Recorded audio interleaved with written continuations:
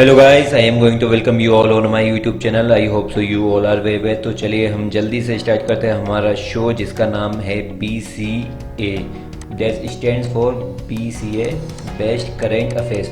तो चलिए जल्दी से आगे बढ़ते हैं। As you know that it is best for NTPC, bank, SSC, MPPSC, जितने भी PSC एग्ज़ाम है, UPSC and other state level के एग्ज़ाम लाइक पुलिस, SI वगैरह। तो आप सभी के लिए स्टैटिक और करंट अफेयर्स के लिए आपको कहीं जाने की जरूरत नहीं है। You will get all of this materials here and it is one of the best content. You will get more than 19% marks in current affair and statics from this videos. तो चलिए जल्दी से आगे बढ़ते हैं और फर्स्ट क्वेश्चन की तरफ आगे बढ़ते हैं। The first question is department of biotechnology has partnered with which ministry to initiate the first phase of training program to strengthen clinical trial research capacity for neighbouring countries. Biotechnology विभाग ने किस मंत्रालय के साथ साझेदारी की है ताकि वो पड़ोसी देशों के लिए एक रिसर्च कैपेसिटी को मजबूत करने के लिए प्रशिक्षण कार्यक्रम की शुरुआत कर सके। तो इसका आंसर क्या होगा? तो जैसा कि आप सभी को पता है कि यहाँ पे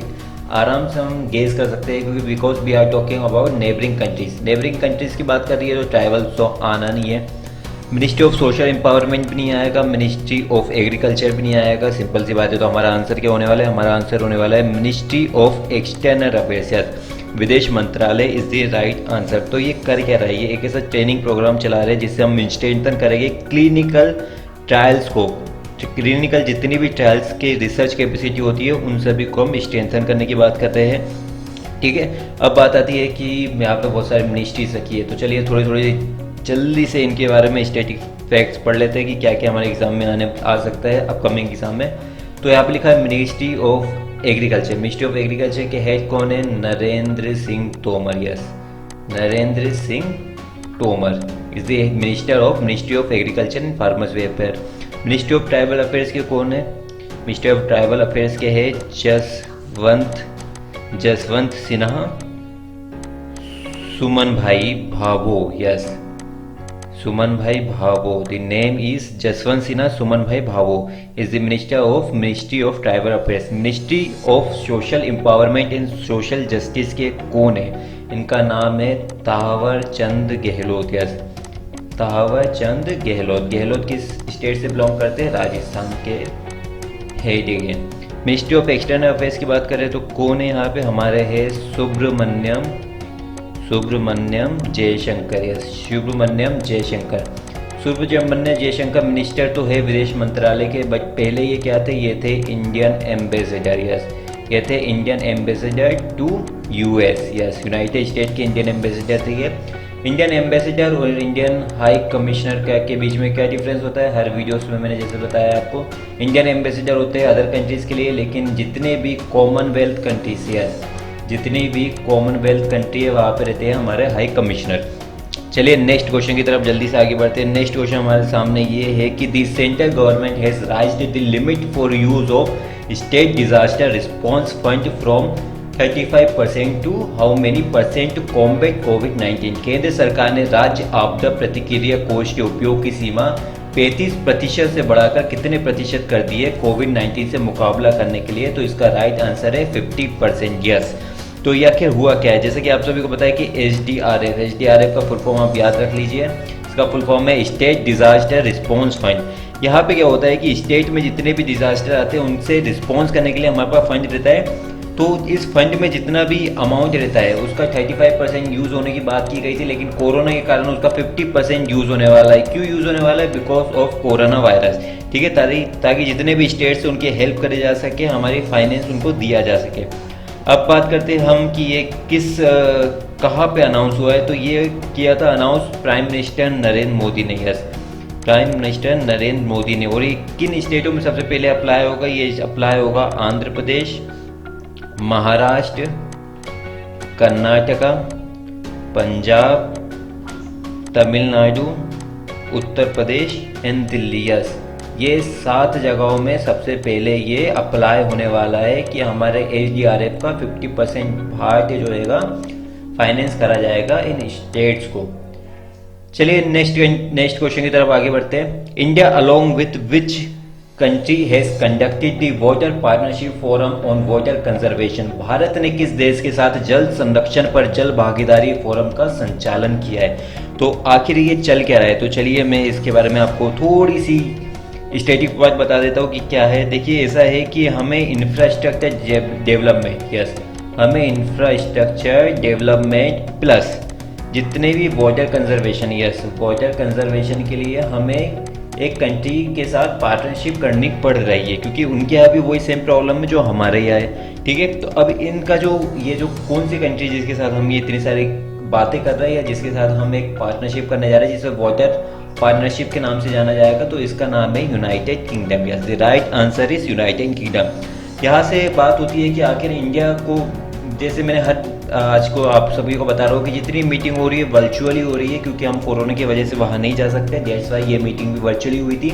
अब ये मीटिंग तो हुई थी, तो इंडिया की तरफ से किसने हेड किया? पीएम मोदी ने? नहीं, इंडिया के जो एम्बेसडर है, yes, Indian ambassador to United Kingdom. Yes, जो इंडियन एम्बेसडर है हमारे यूनाइटेड किंगडम के, एक्चुअली यहाँ पे इंडियन एम्बेसडर नहीं, यहाँ पे हाई कमिश्नर है, क्योंकि यूनाइटेड किंगडम में कॉमनवेल्थ कंट्री है। तो हाई कमिश्नर कौन है हमारे यहाँ के? उनका नाम है गायत्री ईसर कुमार। यस, गायत्री ईसर कुमार जो है हमारे, उन्होंने मीटिंग को हेड किया था। इसके साथ में और किसने हेड किया? तो हमारी जो एक नई मिनिस्ट्री बनी है अभी अभी, यस, लेटेस्ट मिनिस्ट्री जो हमारे इंडियन गवर्नमेंट ने बनाई है, उसका नाम है जल शक्ति मिनिस्ट्री। यस, जल शक्ति मिनिस्ट्री जो है, इसके जो हेड है या कहे कि मिनिस्टर ऑफ जल शक्ति है, जो कि उन्हें उपेंद्र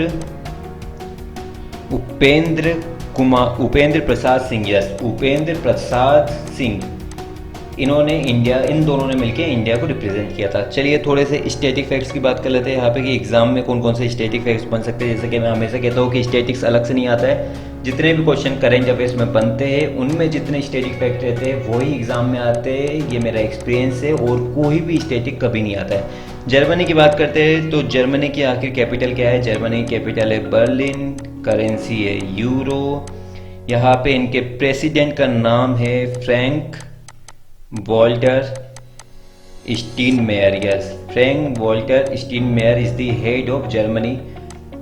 चांसलर की बात करें, यहाँ के चांसलर का नाम क्या है? यहाँ की चांसलर का नाम है Angela Merkel. Yes, Angela Merkel is the chancellor.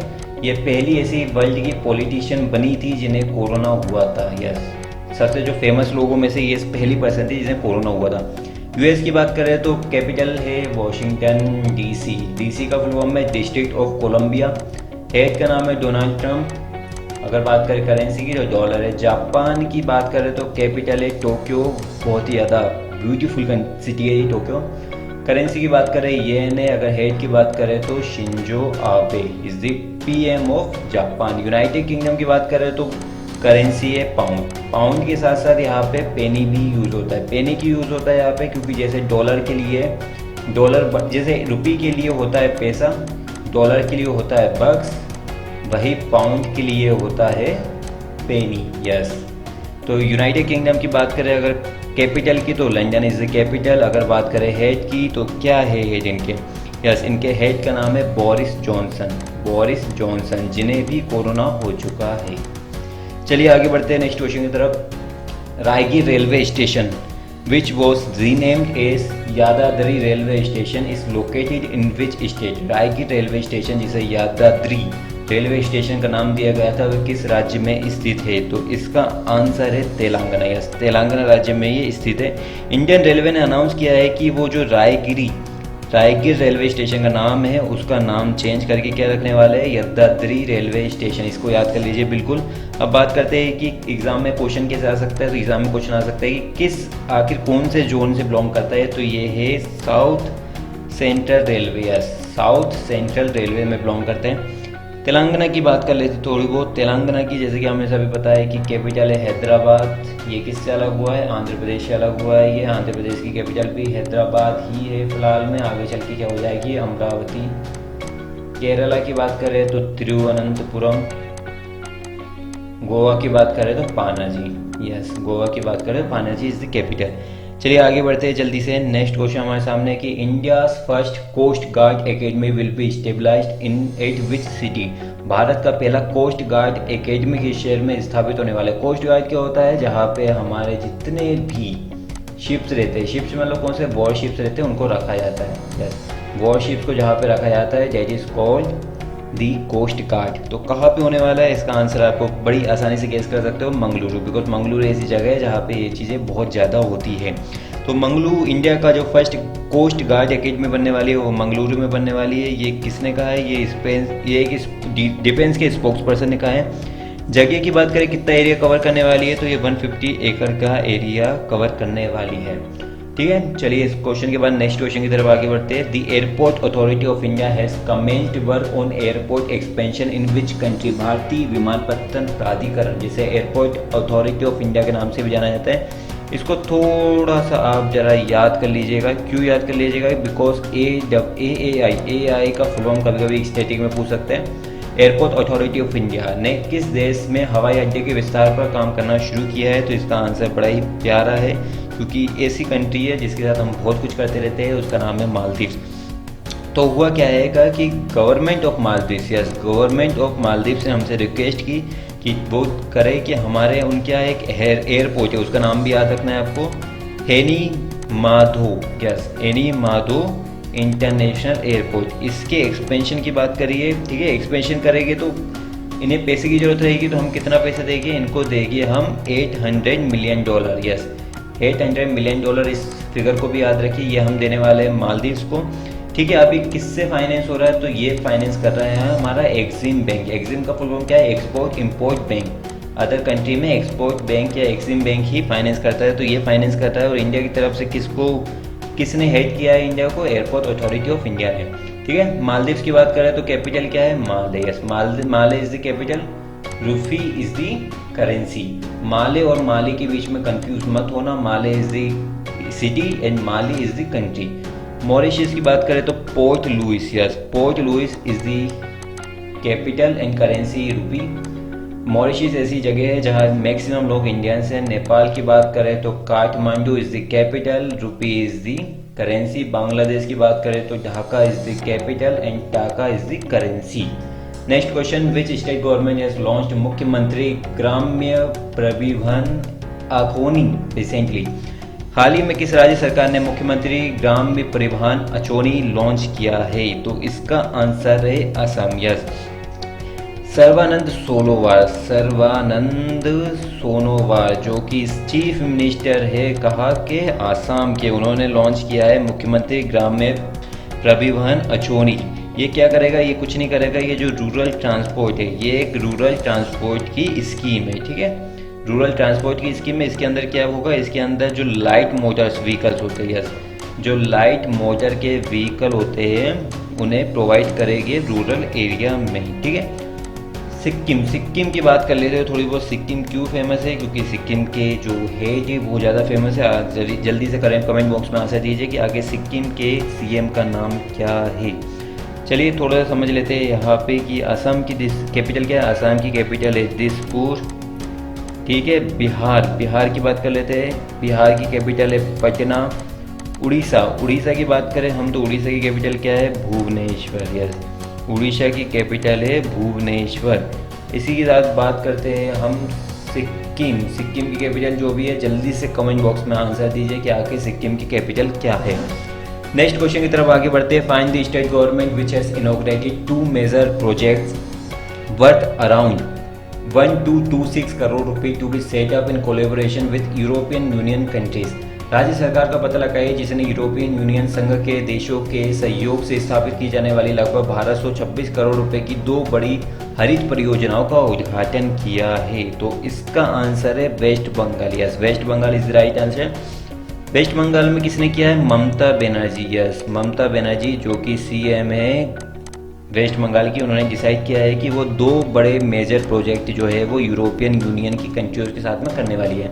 इसकी कॉस्ट याद रखिए 1228 इज द कॉस्ट, रुपीस में है ये। चलिए आगे बढ़ते हैं। तेलंगाना की, जैसे हमें पता है कि Hyderabad is the capital, Kerala की तिरुवनंतपुरम, गुजरात की गांधीनगर है, अहमदाबाद में कंफ्यूज मत होना। वेस्ट बंगाल की बात करें तो Kolkata is the capital.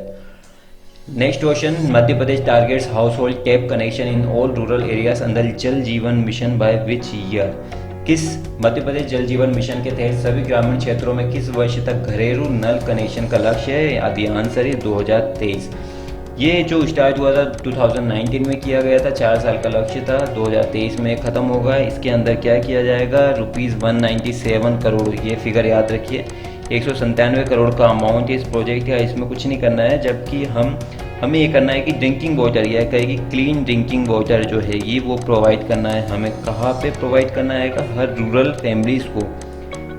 Families को हमें उन्हें प्रोवाइड करना है। किस स्कीम के अंदर? तो इस स्कीम का नाम है जल जीवन मिशन। यस, जल जीवन मिशन।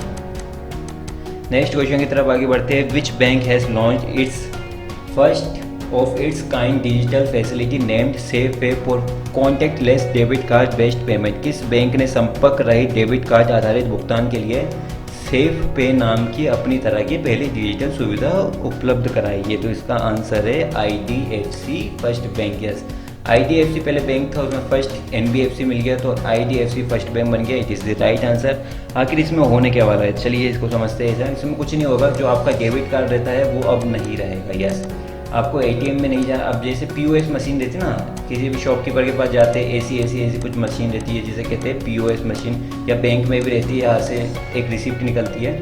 तो इसमें क्या होगा, इसमें अब जैसे आप पहले ATM कार्ड लगा देते हैं यहाँ पे, अब कुछ नहीं करना है, अपना जो मोबाइल है उसमें इंटरनेट बैंकिंग चालू करके मोबाइल को इसके ऊपर जरा सा रख देना है, टच नहीं कराना है, जिससे आपकी पूरी की पूरी वर्किंग हो जाएगी। अब इसमें क्या क्या होने वाला है, इसमें एक ट्रांजेक्शन में 2000 रुपये का ट्रांजेक्शन कर सकते हो और 20,000 रुपये एक दिन में कर सकते हैं। मतलब मैक्सिमम आपने 2000 करे तो आप 10 ट्रांजेक्शन कर सकते हैं इसमें। Next question, name the person who has been appointed as the brand ambassador of Acer India recently. उस व्यक्ति का नाम बताइए जिसने हाल ही में एसर इंडिया का ब्रांड एम्बेसडर नियुक्त किया है। एसर क्या बनाता है? एसर बनाता है हमारे PCs, लैपटॉप्स वगैरह। कौन है, कौन बंदा अभी फेमस है? अमिताभ बच्चन फेमस है, अभी इतना फेमस नहीं, अभी सोनू सूद सबसे ज़्यादा फेमस है। तो सोनू सूद को अपॉइंट किया है एसर ने, ताकि वो जल्दी जितनी भी उनकी टेक्नोलॉजी इंप्रूव हो रही है उसका प्रमोशन कर सके। Next question, find the person who got 1 year extension as the non executive chairman infrastructure leasing and financial services. उस व्यक्ति का पता लगाए जिसे infrastructure leasing and financial services के गैर कार्यकारी अध्यक्ष के रूप में 1 वर्ष का विस्तार मिला है। आखिर देखिए ILNFS एक ऐसी कंपनी है, NBFC है, जिसका जो आंसर है इनका, उनको पहले अपॉइंट किया गया था, ठीक है, अपॉइंट किया गया था, लेकिन उसको फिर दोबारा से एक्सटेंड कर दिया 1 ईयर, फिर दोबारा से 1 साल बढ़ा दिया, यानी 2 साल बढ़ा दिए। क्यों बढ़ा दिया उनका? क्योंकि ये एक ऐसी कंपनी है जिसने इंडिया का सबसे बड़ा घोटाला किया था, 1 लाख करोड़ का। यस, 1 लाख करोड़ का इसने घोटाला किया था, ठीक है। अब घोटाला तो कर दिया, अब इसको उभारने के लिए एक टर्म होती है बेल आउट, बैंकिंग टर्म होती है bail out. Bail out banking वालों के लिए बहुत इंपॉर्टेंट क्वेश्चन है, या इंटरव्यू और मेंस के लिए कि बेल आउट क्या होता है। बेल आउट मतलब इस कंपनी अब ये 1 लाख करोड़ का घोटाला कर दिया है इसने, तो अब इसको कैसे हम ठीक करें? इसको बेचना नहीं है, इसको कुछ नहीं करना है, इसको ठीक करना है। कैसे करें? LIC को सामने लाया हमने, LIC ने इसके 51% से ज़्यादा शेयर्स को खरीद लिया। Yes, that is called a bail out process. तो इसका आंसर है Uday Kotak. Yes, the answer is Uday Kotak. Uday Kotak कौन है? कि ये है MD and CEO of Kotak है, तो समझ जाइए कोटक महिंद्रा। यस, कोटक महिंद्रा के ये हेड रह चुके हैं, ठीक है। तो 1 लाख करोड़, या कहे कि मोर देन 90,000 करोड़ का इस कंपनी ने घोटाला किया है। तो नाम याद रखिए इसका ILNFS। Which PSU has appointed Rajat Sood as new managing director. किस PSU ने रजत सूद को नया प्रबंधक निर्देशक नियुक्त किया है? इसका आंसर है EESL, energy efficiency service limited. इन्होंने अपॉइंट किया है। ये अब किसके अंदर आती है? पहले तो ये देखिए, ये एक PSU क्यों कह रहे हैं हम? ये PSU को फुल फॉर्म है public sector unit, public sector undertaking, ठीक है। ये किसके अंदर आती है? ये आती है मिनिस्ट्री ऑफ पावर के अंदर। यस, मिनिस्ट्री ऑफ पावर के अंदर आती है। जैसे कि आप सभी को पता है मिनिस्ट्री ऑफ पावर के अंदर ही आना चाहिए इसको, क्योंकि यहाँ एनर्जी की बात हो रही है। तो इन्होंने अपॉइंट किया है रजत सूद को as a managing director. Next question, Mohamed Hussein Roble has been appointed as the new prime minister of which country. Yes, किस कंट्री के प्राइम मिनिस्टर नियुक्त किए हैं मोहम्मद रोबेल को? इसका आंसर है सोमालिया। यस, सोमालिया के नए प्राइम मिनिस्टर बने हैं मोहम्मद हुसैन रोबेल, ठीक है। अब इनको किसने अपॉइंट किया है या किसने अपॉइंट किया है इनको, तो इनको अपॉइंट किया है मोहम्मद अब्दुल्लाही मोहम्मद ने, यस, मोहम्मद अब्दुल्लाही मोहम्मद। अब ये कौन पर्सन अपॉइंट करने वाले, ये है प्रेसिडेंट ऑफ सोमालिया, यस, ये है सोमालिया के प्रेसिडेंट, इन्होंने अपॉइंट किया है इनको ऐसा प्राइम मिनिस्टर। चलिए थोड़े से स्टेट इफेक्ट्स यहाँ पे समझ लेते हैं। मेडागास्कर लिखा है, मेडागास्कर की कैपिटल याद कर लीजिए, एग्जाम में आने वाली है बैंकिंग के। अब जितने भी एग्जाम हो गए, एनटीपीसी का एग्जाम होगा उसमें मेंस में क्वेश्चन आएगा ही है। इसका आंसर है Antananarivo, yes, Antananarivo is the capital of Madagascar and currency is ariary, yes, currency is ariary. अब बात है जिबूटी, जिबूटी की बात करें तो Djibouti is a city, Djibouti city ही इसकी कैपिटल है। करेंसी की बात करें तो इसकी करेंसी है फ्रैंक। इथोपिया की बात करें तो Addis Ababa is the capital and currency की बात करें तो इसकी करेंसी हो जाती है बिर। सोमालिया की बात करें तो Mogadishu, yes, Mogadishu is the capital और करेंसी की बात करें तो ये है Somalia shilling, yes, Somalia shilling is the currency. चलिए नेक्स्ट क्वेश्चन की तरफ आगे बढ़ते हैं। 15th क्वेश्चन हमारे सामने ये रहा, just wait a second, yes, 15th question हमारे सामने ये रहा। The Krishi Bhavan located in which state has won the 10th annual aged awards 2020 as people's choice winner under the category social good. Krishi Bhavan किस राज्य में स्थित है? 10वीं वार्षिक एजेड अवार्ड 2020 में सामाजिक अच्छाई के तहत पीपल्स चॉइस विजेता के रूप में जीता गया है। तो एक अवार्ड हुआ है जिसे कहते हैं, जो हुआ है 10th एनुअल एजेड अवार्ड 2020 में, जिसे कहा जाता है people choice winner under the category social good. किस जो भवन, कृषि भवन है, उसको अवार्ड कौन सा मिला है? सोशल गुड का अवार्ड मिला है 10th एनुअल एजेड अवार्ड्स में, ठीक है। तो ये कृषि भवन कहाँ पे स्थित है? ये स्थित है उड़ीसा में, यस। ओडिशा की कैपिटल की बात करें तो Bhubaneswar is the capital. Chhattisgarh की बात करें Raipur is the capital. Punjab की बात करें और हरियाणा की बात करें तो Chandigarh is the capital of Punjab and Haryana. Next question, who among the following is the first part of Time magazines 100 most influential people of 2020।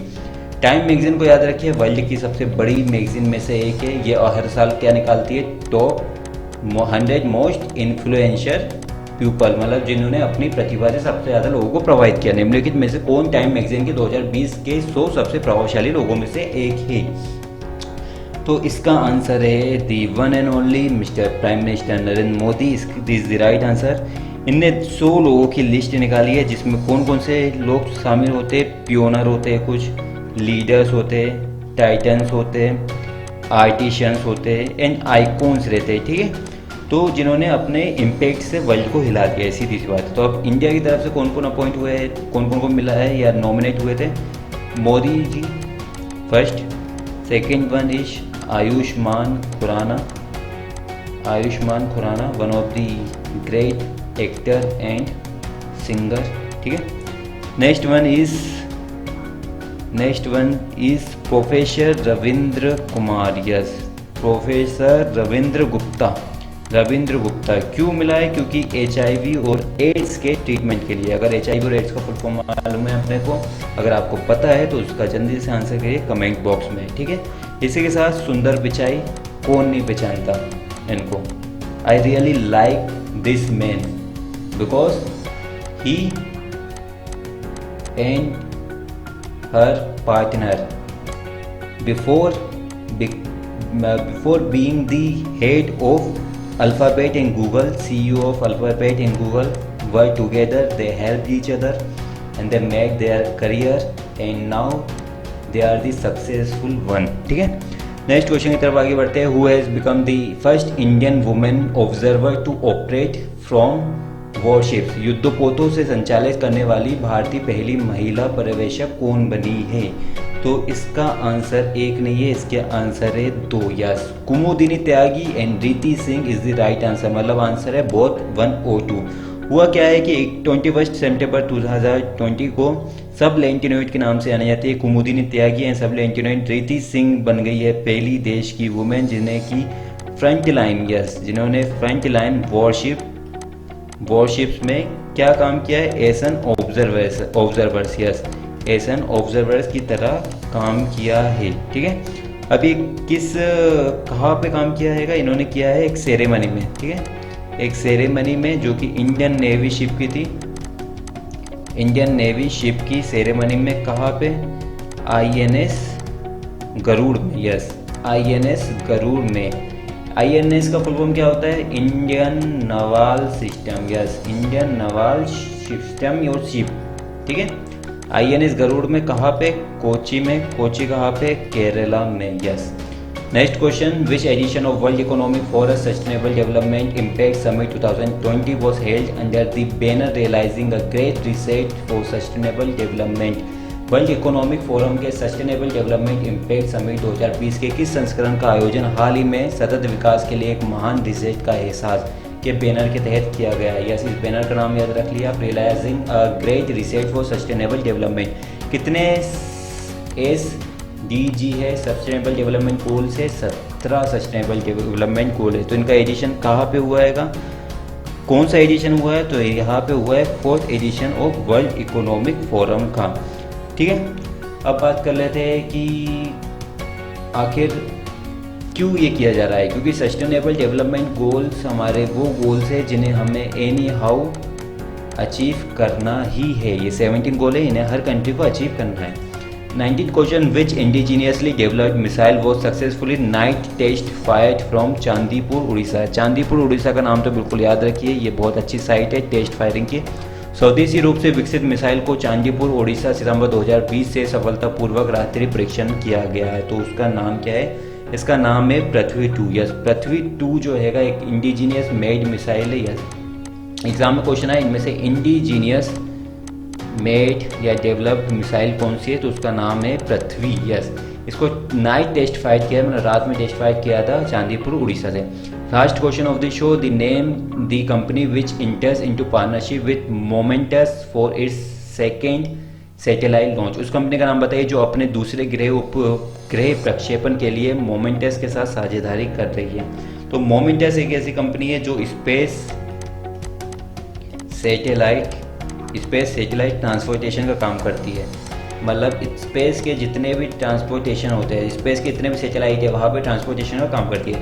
इसने पार्टनरशिप की है पिक्सल के साथ में। यस, पिक्सल को आपने देखा होगा कभी, एक ऐसा कार्टून टाइप का बना रहता है पिक्सल के साथ में इन्होंने पार्टनरशिप की है ताकि ये जितने भी सैटेलाइट से या कहे कि जितने भी स्पेस के सैटेलाइट से उनका ट्रांसपोर्टेशन का कार्य आसानी से कर सके। तो this was our show, I hope you like the show. And इसके जितने भी स्टैटिक्स क्वेश्चन है आप सभी उनको समझ लीजिए, याद कर लीजिए, क्योंकि आने वाले वीडियोस में आपके लिए बहुत ज़्यादा इंपॉर्टेंट होने वाले हैं। And one more advice from my side, NTPC state out bank exams are coming, SSC will go in near future, MPPSC will come next year, UPSC is going on. So try to get a job as soon as possible. Never make an excuse. Yes, अपने आप से excuse मत बताइए।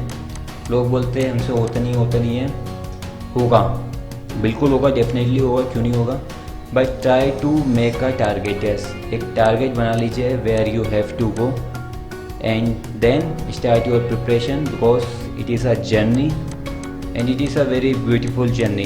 If you go to your destination, if you will be there, then your life will start in a new direction and you will come to the journey of your dreams. Now you are struggling. Yes, now you are struggling to find out yourself. आप अपने आप को खोजने की struggle कर रहे हो अभी। जिस दिन आपकी जॉब मिल गई, एक अच्छे तरीके से सेटल हो गए, then you will understand and you will find कि where you have to go, then you will decide कि हाँ किस फील्ड में आपको अपना करियर बनाना है, किस डायरेक्शन में आप जाना चाहते हो। तो before that try to get any job so that you will be financial stable. Okay, thank you so much watching this video. Bye, and join our Telegram group also.